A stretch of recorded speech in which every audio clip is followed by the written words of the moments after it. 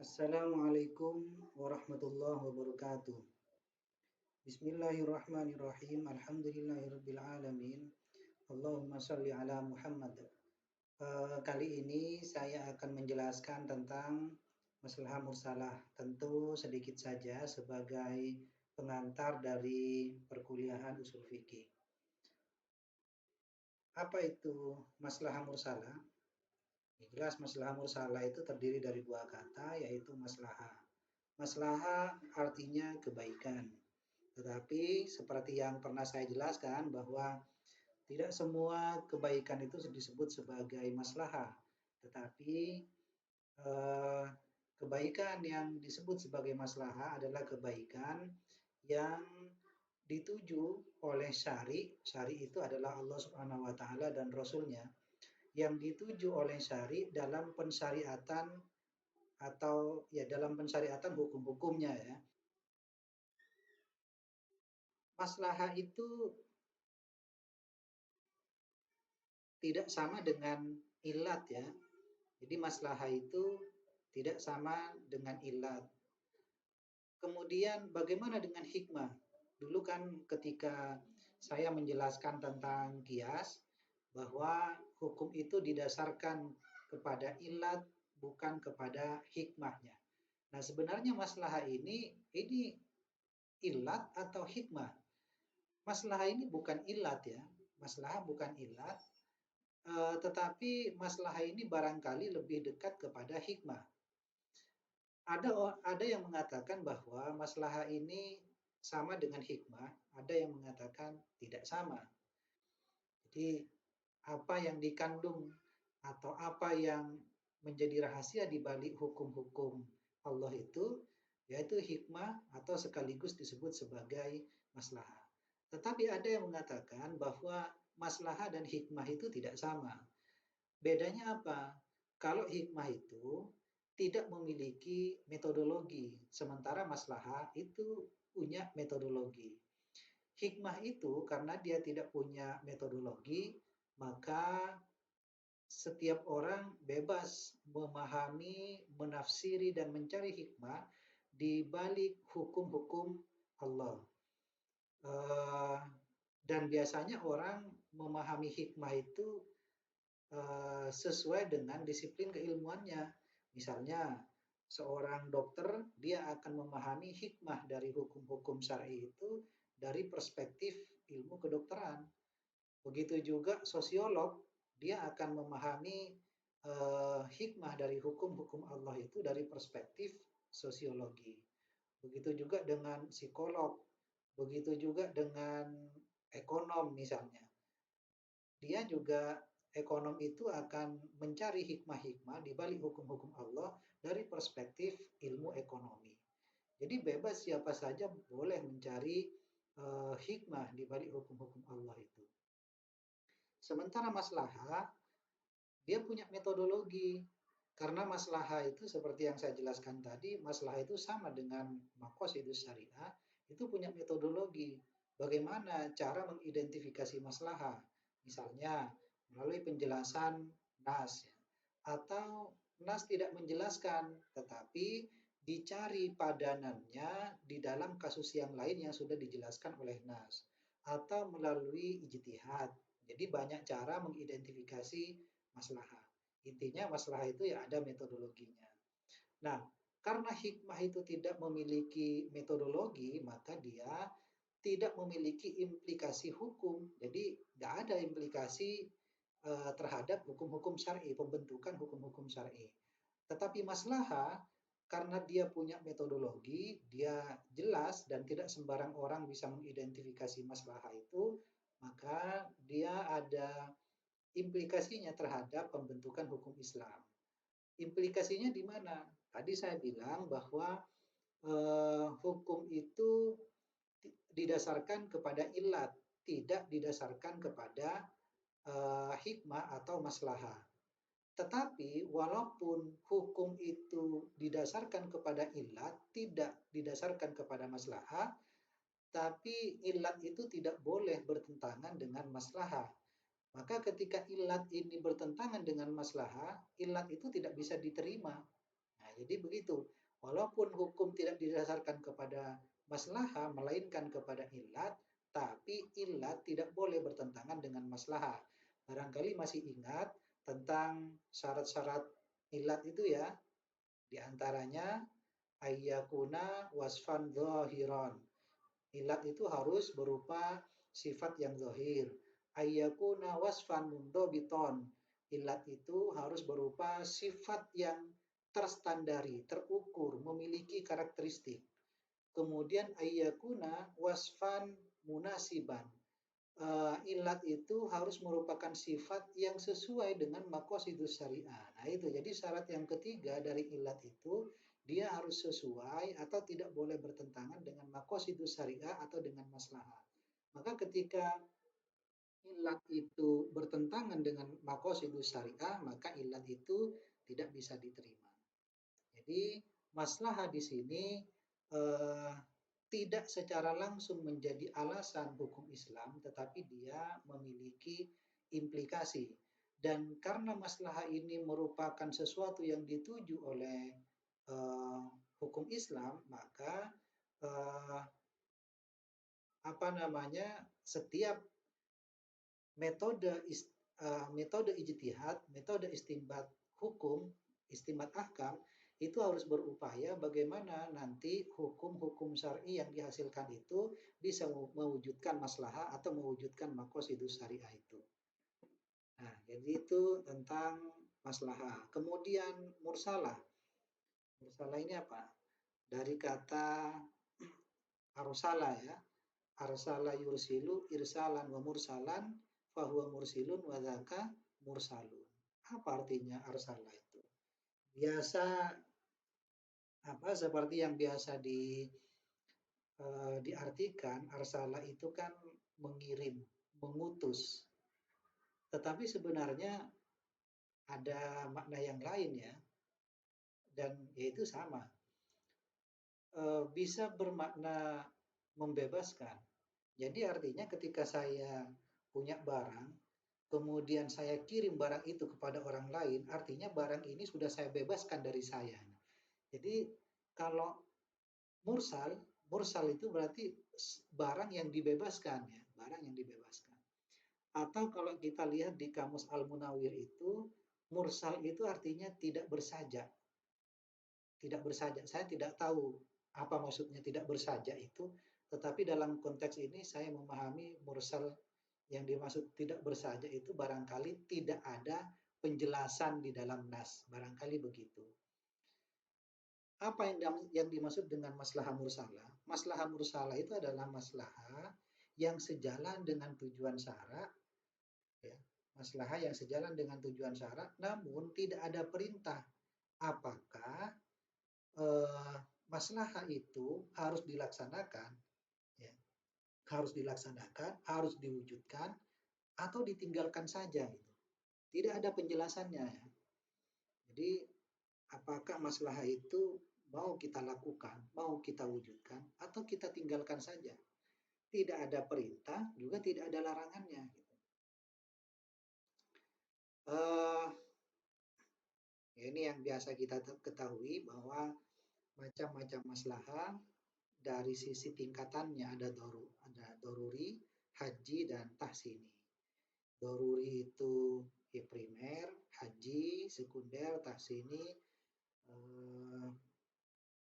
tersier ya.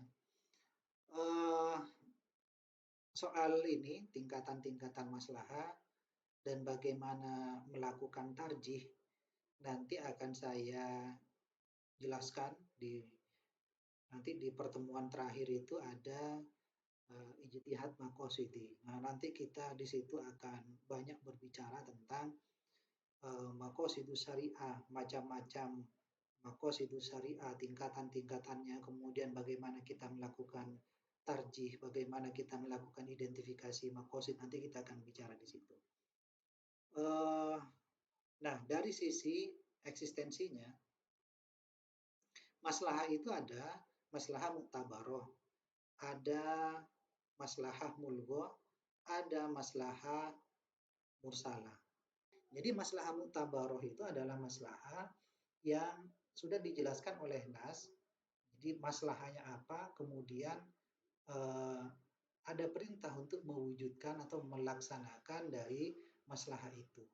Entah itu apakah maslahah itu eh, dijelaskan secara langsung atau secara tidak langsung. Kalau dijelaskan secara langsung, misalnya ketika ada satu hukum, langsung dijelaskan di situ ya satu kasus dijelaskan bagaimana hukumnya termasuk apa makositnya gitu. Itu dijelaskan secara langsung. Tetapi kadang-kadang ada masalah yang tidak dijelaskan secara langsung. Misalnya dijelaskan hukumnya saja, tetapi apa makosid atau masalah yang terkandung di situ itu tidak dijelaskan. Maka kemudian biasanya para mujtahid itu mencari masalah itu dengan cara melihat kasus yang hukumnya hampir sama, ya. Melihat kasus yang hukumnya hampir sama, yang mana kasus itu sudah dijelaskan masalahnya. Nah, biasanya masalah dari dua kasus ini, dua kasus yang mana satu tidak dijelaskan masalahnya, yang satu sudah dijelaskan masalahnya, biasanya dua kasus ini masalahnya sama. Tetapi dua-duanya itu termasuk dalam masalah yang muktabaroh. Nah, misalnya apa? Seperti pensyariatan kisos. Nah, pensyariatan kisos ini termasuk masalah yang apa namanya? Masalah yang muktabaroh. Kenapa disebut sebagai uh, masalah yang muktabaroh? Karena masalah itu sudah dijelaskan termasuk termasuk bagaimana hukumnya. Jadi masalahnya dijelaskan dan ada perintah untuk mewujudkan atau melaksanakan masalah itu. Nah, ya salah satunya di dalam perintah kisos ini ya. Misalnya dijelaskan di dalam Al-Quran itu wa katabna alaihim fiha anna nafsa bin nafsi wal aina bil aini wal anfa bil anfi. Nah, ini al-ayah ya ila akhirih. Ini kan ayat yang menjelaskan tentang uh, kisos. Kemudian di dalam ayat yang lain misalnya walakum fil qisasi hayatu ya ulil albab la'allakum tattaqun. Ini menjelaskan bahwa di dalam hukum kisos itu ada kehidupan, ya, ada kehidupan. Nah, ini sebenarnya ayat ini ingin menunjukkan bahwa makosid yang dikandung di dalam hukum itu adalah untuk memelihara kehidupan atau hifdun nafas. Nah, itu contoh yang pertama. Kemudian contoh yang kedua, misalnya pensyariatan potong tangan bagi pencuri. Pencuri itu kan hukumannya itu adalah potong tangan. Sebagaimana yang dijelaskan di dalam Al-Quran, wasariku wasariqatu faqta'u aydiyahuma. Jadi pencuri baik laki-laki maupun perempuan itu dipotong tangannya. Nah, ini kan ada kasus, kemudian hukumnya juga dijelaskan. Makosid yang terkandung di dalamnya apa? Yaitu hifdzul mal, untuk menjaga harta. Jadi makosidnya ada, kemudian perintahnya juga ada, yaitu perintah melalui ayat yang tadi itu. Kemudian eh, pensyariatan rajam dan cambuk misalnya bagi pezina ya. Misalnya di dalam apa namanya? Dalam satu nas, dalam hadis ya, wasyaikhu wasyaikhatu idza zanaya farjumuhuma. Jadi syekh itu di sini syekh laki-laki dan syekh perempuan. Nah, siapa syekh itu? Syekh itu kalau di Arab itu maknanya tiga ya. Yang pertama bisa jadi syekh itu adalah seorang yang alim, artinya ulama. Kalau di sini barangkali kiai. Kemudian yang kedua, syekh itu adalah orang yang kaya. Jadi di Arab itu kalau ada orang kaya itu dipanggil syekh. Kemudian yang ketiga, syekh itu artinya orang tua. Maka ya itu kalau di Arab artinya tiga. Sementara kalau di Indonesia kalau sudah syekh itu ulama besar ya. Padahal kalau di Arab ya belum tentu. Jadi orang tua pun dipanggil syekh. Nah, di dalam hadis ini yang dimaksud dengan syekh itu ya orang tua. Siapa orang tua yang dimaksud di sini? Ya orang yang sudah menikah.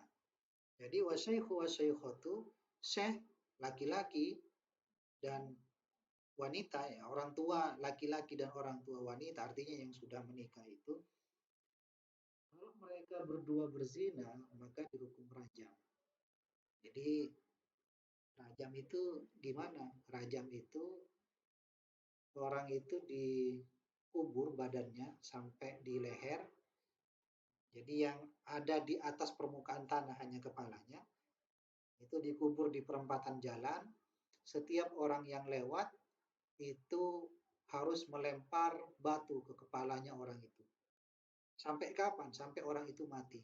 Nah itu hukuman bagi pezina. Zina orang yang sudah menikah ya. Atau misalnya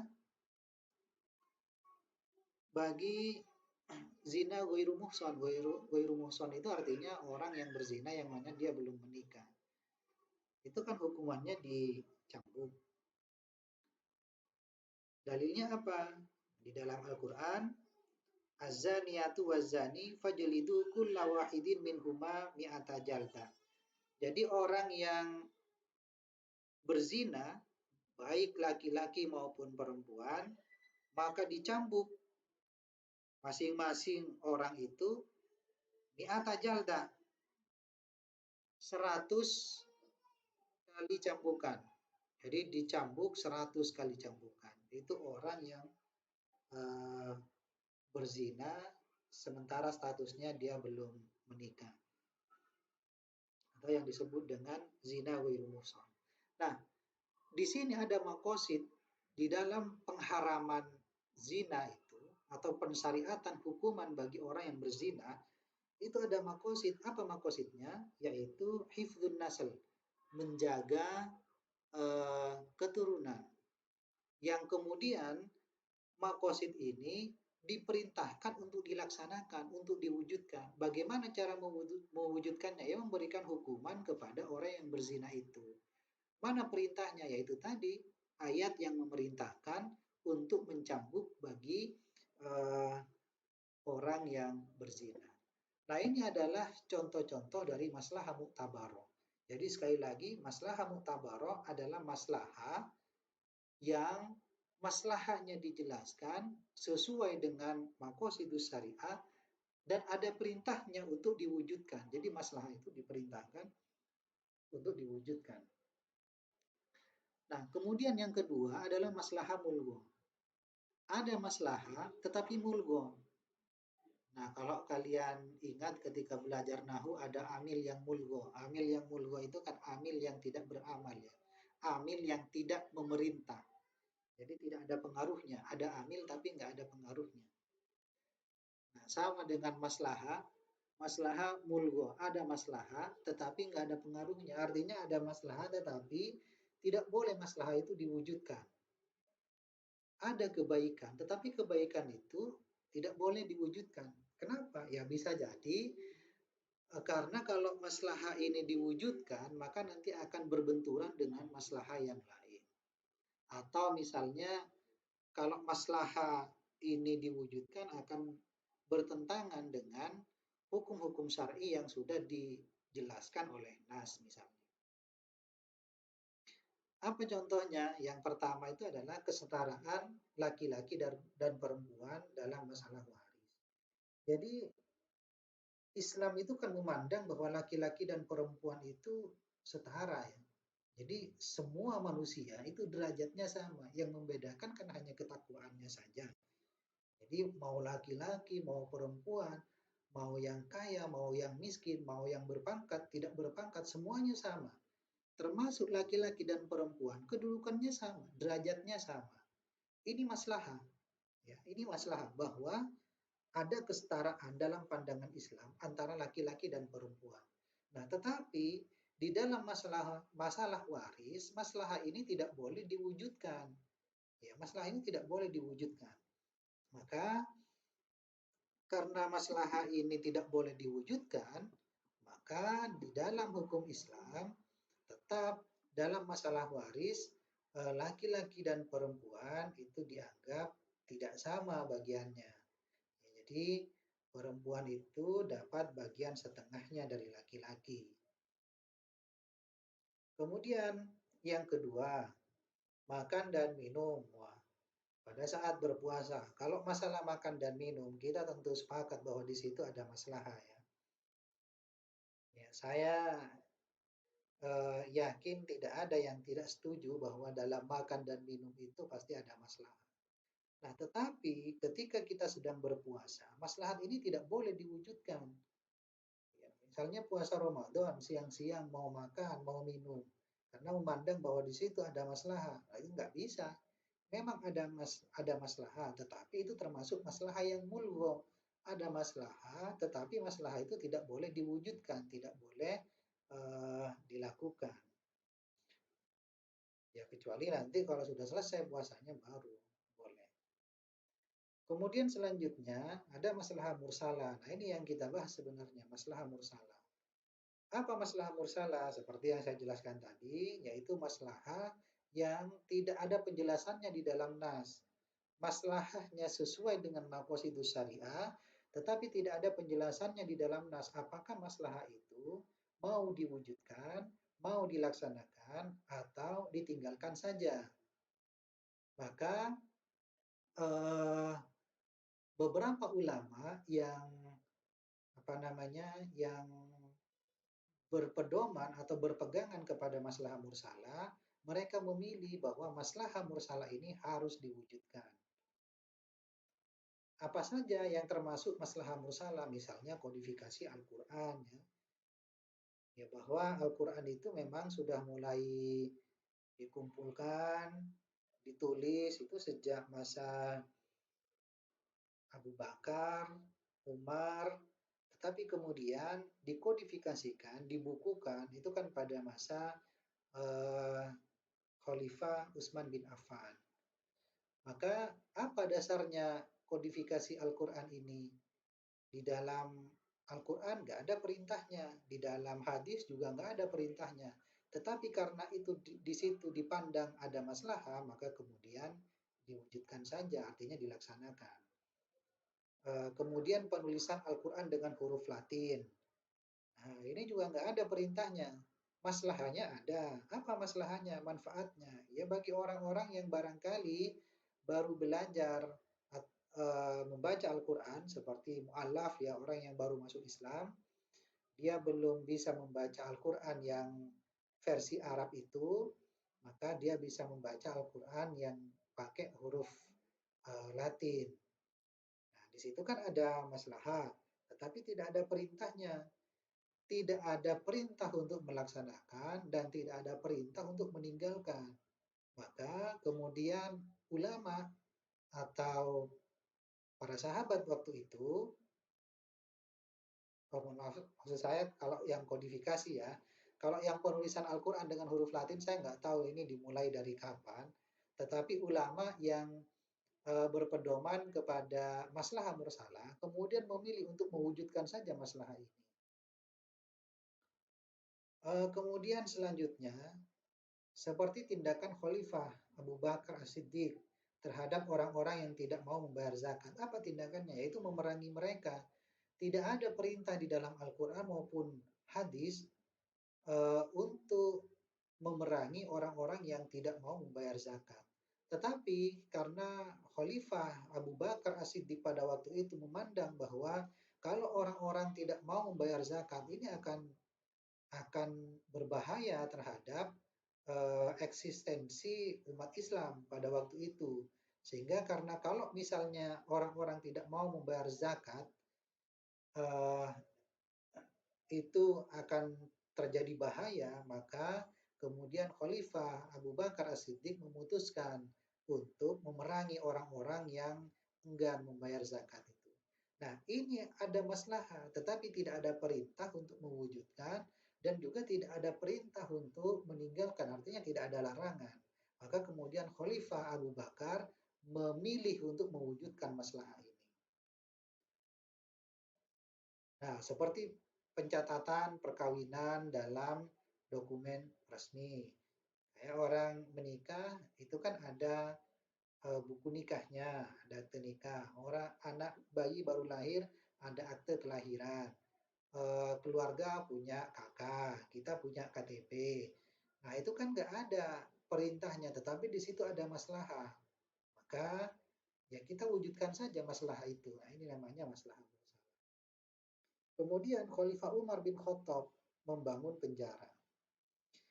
Jadi membangun penjara pun tidak ada dalil syar'inya, artinya di dalam Al-Quran maupun hadis, nggak ada. Tetapi pada waktu itu karena Umar bin Khattab memandang bahwa di situ ada maslahat, maka kemudian Umar bin Khattab juga membangun penjara. Jadi eh, jangan dibilang bahwa hukum penjara itu tidak ada dasarnya di dalam Islam. Itu ada apa ya? Masalah mursalah itu.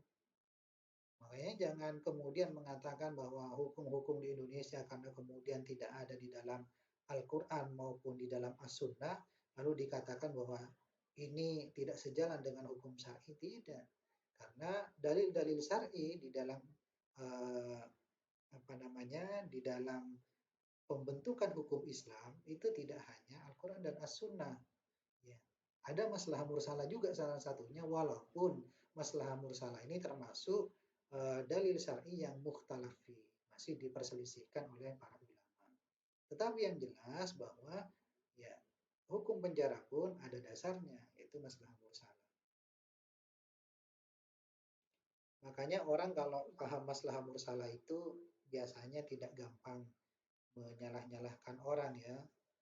Sedikit-sedikit tidak sesuai dengan hukum Islam, sedikit-sedikit keluar dari Al-Quran dan Sunnah, sedikit-sedikit bid'ah, sedikit-sedikit kafir. Jadi orang kalau paham usul fikih nanti ya biasanya akan lebih fleksibel. Ya setidak-tidaknya tidak gampang menyalah-nyalahkan orang. Kemudian selanjutnya yaitu mencetak mata uang. Mencetak mata uang itu juga tidak ada perintahnya ya, di dalam Al-Quran maupun As-Sunnah. Bahkan mata uang itu kan sebenarnya bukan dari budaya Islam ya, tetapi dari budaya Persia. Tetapi kemudian karena itu dianggap sebagai maslahah, maka ya diwujudkan saja maslahah itu. Jadi itu beberapa contoh terkait dengan masalah mursalah. Kemudian eh, apakah masalah mursalah ini eh, bisa dijadikan sebagai salah satu dalil syar'i?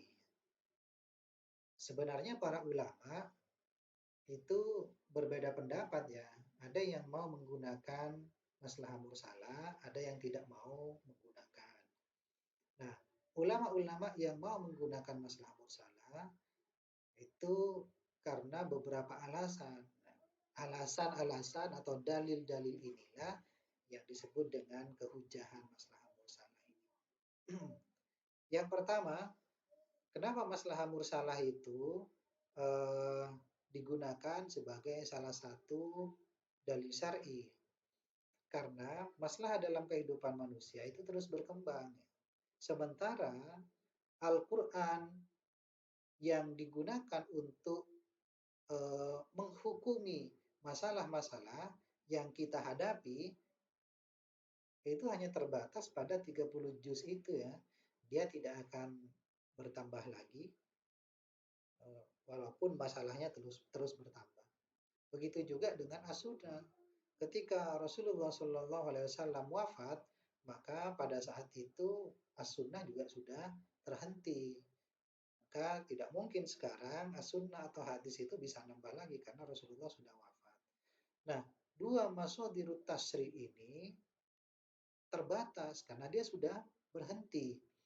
Nah, sementara masalah yang dihadapi oleh manusia dalam kehidupan kita ini terus berkembang. Nah, oleh karena itu, tidak mungkin kita hanya berpedoman kepada kepada Al-Quran dan As-Sunnah dalam menentukan masalah itu. Sehingga masalah-masalah yang harus diwujudkan bukan hanya terbatas kepada masalah-masalah yang sudah dijelaskan oleh Al-Quran dan As-Sunnah.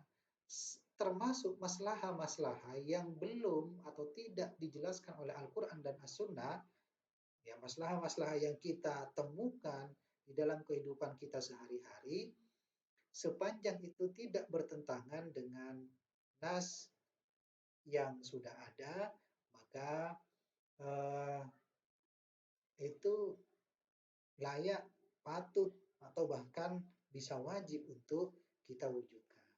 Jadi alasan yang pertama, kenapa masalah mursalah ini digunakan? Ya, karena masalah di dalam kehidupan manusia terus berkembang, sementara mashadirut tasri yang dijadikan sebagai dasar hukum syar'i itu terbatas dan sekarang sudah terhenti. Nah, kemudian yang kedua, apa alasannya masalah mursalah digunakan sebagai salah satu dalil syar'i di dalam melakukan istinbat ahkam?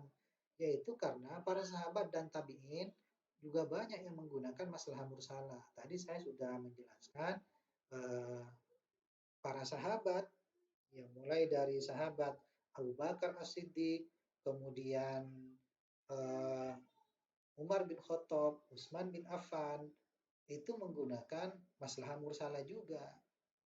Ya, eh, Khalifah Ali bin Abi Thalib, apakah beliau juga menggunakan masalah mursalah? Iya. Apa contohnya? Eh, Khalifah Ali bin Abi Thalib itu pernah membakar orang-orang Syiah Rafidhah itu. Nah, jadi sebenarnya Sayyidina Ali juga nggak suka dengan orang-orang Syiah yang berlebih-lebihan itu ya. Makanya kemudian dibakar oleh Sayyidina Ali. Apa sih Rafidhah? Ya, sekte Syiah yang sesat itu. Ya saya mengatakan begini, nanti jangan dibilang bahwa ada Syiah yang tidak sesat ya. Ya hampir semuanya Syiah itu sesat. Tetapi kalau ditanya ditelusuri apa ada Syiah yang sesat, yang tidak sesat? Ya ada. Siapa? Ya Syiah yang tidak mengkafir-kafirkan para sahabat. Ya Syiah yang tidak mengkafir-kafirkan sahabat yang lain, Abu Bakar, Umar, Utsman, ya itu sudah seperti Sunni, yaitu Syiah rasa Sunni itu. Nah, tetapi pada umumnya Syiah itu kan begitu. Maka sebenarnya Sayyidina Ali pun tidak suka dengan orang-orang Syiah yang berlebih-lebihan itu. Makanya dulu Sayyidina Ali pernah membakar orang-orang Syiah yang berlebih-lebihan itu. Dasarnya apa ya? Dasarnya masalah mursalah itu.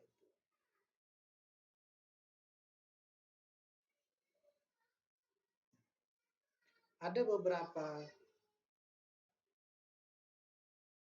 syarat, ya, ada beberapa syarat eh, masalah mursalah ini bisa digunakan.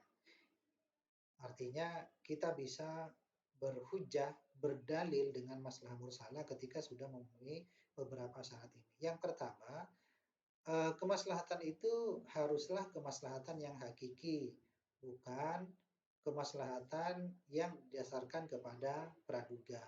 Apa maksudnya kemaslahatan yang hakiki? Kalau di dalam kitabnya Abdul Wahab Khalaf dikatakan bahwa masalah yang hakiki itu adalah masalah yang sudah mempertimbangkan manfaat dan mudaratnya. Jadi bertujuan untuk jalbul masolih wa darul mafasid. Itu namanya kemaslahatan yang hakiki. Sementara kemaslahatan yang hanya mempertimbangkan jalbul masolih hanya untuk mendatangkan manfaat sementara mengabaikan darul mafasid itu dikatakan sebagai maslahat yang masih bersifat praduga. Jadi maslahatnya harus jelas, harus jelas-jelas terdapat maslahat di situ. Kemudian yang kedua, maslahah mursalah itu di bidang muamalah, bukan di dalam masalah ubudiyah. Kenapa begitu? Mungkin masih ingat saya pernah menjelaskan tentang hukum-hukum yang makulul makna dan ghairu makulil makna. Atau dengan bahasa lainnya, ada hukum-hukum yang ta'akuli, ada hukum-hukum yang ta'abudi.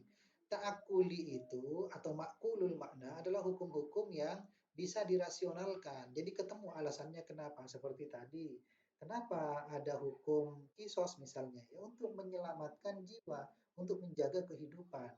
Hifdun nafas. Kenapa eh, apa namanya ada hukum potong tangan bagi pencuri, yaitu untuk hifdzul mal, untuk menjaga harta. Kenapa ada hukum rajam, ada hukum cambuk bagi pezina, yaitu untuk hifdzun nasl, untuk menjaga eh, apa namanya untuk menjaga keturunan. Kenapa di dalam jual beli itu harus antarodin? Ya supaya tidak ada pihak-pihak yang dirugikan dan seterusnya. Jadi hukum-hukum yang makulul makna atau ta'akuli adalah hukum-hukum yang bisa dirasionalkan, bisa dijangkau oleh akal. Sementara hukum-hukum yang ghairu makulil makna atau ta'abudi adalah hukum-hukum yang alasan-alasannya itu atau tujuan-tujuannya itu tidak bisa dijelaskan oleh akal, tidak bisa dirasionalkan. Misalnya, kenapa orang sholat itu ruku? Kenapa kemudian harus sujud? Apa? Apa tujuannya sujud itu? Kita nggak bisa menjelaskan itu. Akal kita nggak akan mampu mencerna. Kenapa orang tawaf itu kok harus muter-muter di Ka'bah misalnya? Kenapa orang sa'i itu kok harus lari-lari kecil dari sofa ke Marwah? Apa? Apa manfaatnya? Apa makosid yang ingin dituju dari hukum itu? Nah itu akal kita nggak bisa menjelaskan itu. Karena itu termasuk yang ta'abudi. Nah biasanya ta'abudi itu adalah hukum-hukum ubudiyah ya, masalah-masalah ibadah. Sementara ta'akuli atau makulul makna itu adalah hukum-hukum di dalam masalah muamalah. Jadi muamalah itu, hukum muamalah itu biasanya rasional. Sementara masalah ubudiyah, masalah ibadah itu biasanya irasional, tidak bisa dijelaskan oleh akal kita, tidak bisa dijangkau. Nah, kenapa tidak bisa dijangkau? Kenapa biasanya tidak dipahami alasannya apa? Ya karena memang ibadah itu untuk menguji ketaatan kita. Seberapa taat kita melaksanakan perintah Allah walaupun kita ini nggak tahu alasannya. Kita nggak tahu alasannya kenapa muter-muter di Ka'bah. Kita nggak tahu alasannya kenapa harus lari-lari kecil antara sofa dan marwah. Kita nggak tahu kenapa kita harus ruku, harus sujud, kenapa kita harus berwudu. Kita nggak tahu alasannya apa. Tetapi karena itu sudah diperintahkan oleh Allah, kita laksanakan saja. Karena memang perintah itu adalah untuk menguji seberapa taat kita sebagai hamba Allah. Jadi eh, masalah musalah ini biasanya hanya berlaku untuk bidang muamalah. Sementara dalam ubudiyah tidak bisa digunakan. Kenapa? Ya karena dalam muamalah itu kita bisa mencari masalahnya apa. Sementara dalam ubudiyah kita nggak bisa mencari masalahnya apa. Selain itu, kenapa nggak bisa dipakai dalam muamalah? Kenapa hanya bisa dipakai di muamalah dan tidak bisa dipakai di dalam bidang ubudiyah? Karena masalah-masalah ibadah itu harus didasarkan kepada perintah, harus didasarkan kepada dalil. Makanya ada kaidah fikih yang mengatakan al-aslu fil ibadah at-tahrim hatta yadullu dalil ala ibahatiha. Hukum asal di dalam ibadah itu adalah haram, semuanya haram dalam masalah ibadah itu kecuali ada dalil yang memperbolehkan. Ada dalil yang memperbolehkan atau justru memerintahkan. Perintah itu baik tegas maupun tidak tegas. Kalau tegas nanti jadi wajib, tidak tegas itu jadi sunnah. Nah, maka kalau ada apa eh, sesuatu yang kita anggap ibadah tetapi tidak dijelaskan oleh dalil syar'i, maka haram hukumnya kita melaksanakan ibadah itu. Tetapi yang dimaksud dengan dalil di sini tidak mesti dalil-dalil yang khusus ya, tidak mesti dalil-dalil yang secara eksplisit berbicara itu.